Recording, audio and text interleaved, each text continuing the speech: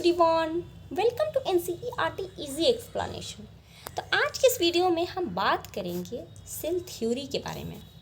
Cell theory किसने दिया और फाइनल उसमें मॉडिफिकेशन किसने किया। तो देखो बच्चों, सेल थ्योरी सबसे पहले सेल के बारे में स्टडी करने वाला जो इंसान था सेल थ्योरी के बारे में, वो स्लाइडेन था, जो कि जर्मन का बोटनिस्ट था। उसने प्लांट सेल के ऊपर काम किया था और उसने बताया कि जितने भी प्लांट सेल होते हैं वो या तो जितने भी प्लांट्स होते हैं वो तो प्लांट सेल से बनते हैं, ठीक है, और जो सेल्स हैं वो टिश्यू का फॉर्मेशन करते हैं, ठीक है। और उसी टाइम सेम टाइम थियोडर स्वान नाम का एक साइंटिस्ट था, बेसिकली ये जूलॉजिस्ट था, ठीक है। तो ये इसने भी काम किया था, ये भी काम कर रहे थे, जूलॉजिस्ट थे ब्रिटिश के।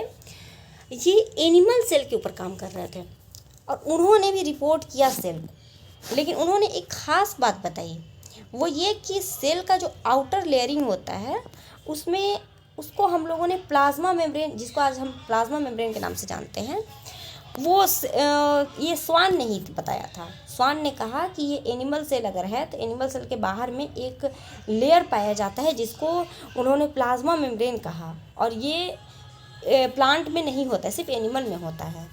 उसी वक्त उन्होंने एक और बात बताई कि इसी बेसिस पे, उनकी इसी स्टडी के बेसिस पे उन्होंने बताया कि जो सेल वॉल होता है वो प्लांट में पाया जाता है, एनिमल में नहीं पाया जाता है। वो प्लांट का यूनिक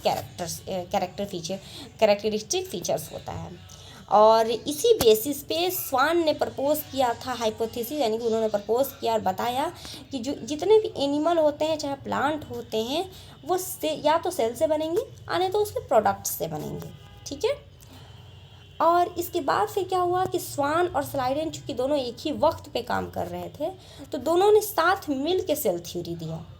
उनके सेल थ्योरी में क्या मतलब क्या कमी थी जिसकी वजह से दोबारा सेल थ्योरी को मॉडिफाई करना पड़ा। तो उनकी जो सेल थ्योरी है ना वो एक्सप्लेन नहीं कर पाया था कि how new cell are formed. ये जो लाइन है ना, ये लाइन वो एक्सप्लेन नहीं कर पाए थे।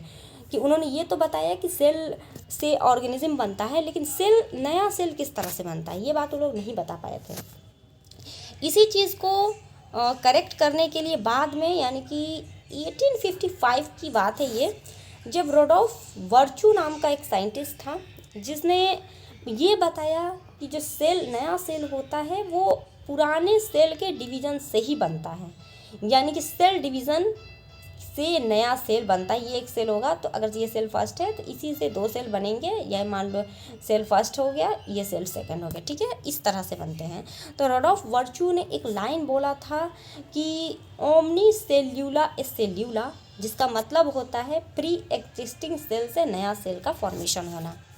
उन्होंने मॉडिफाई किया हाइपोथेसिस, ये स्लाइडेन और स्वान का जो हाइपोथेसिस था उसको उन्होंने मॉडिफाई किया और फिर एक फाइनल सेल थ्योरी दिया जिसमें उन्होंने दो लाइन बताया। पहला ये कि जितने भी ऑर्गेनिज्म होते हैं वो या तो सेल से बनते हैं और नहीं तो सेल के प्रोडक्ट से बनते हैं। दूसरी बात उन्होंने ये कहा, ये उनका खुद का लाइन था, कि cells are pre existing, cell जो नया सेल फॉर्म होता है वो प्री एग्जिस्टिंग सेल से फॉर्म होता है।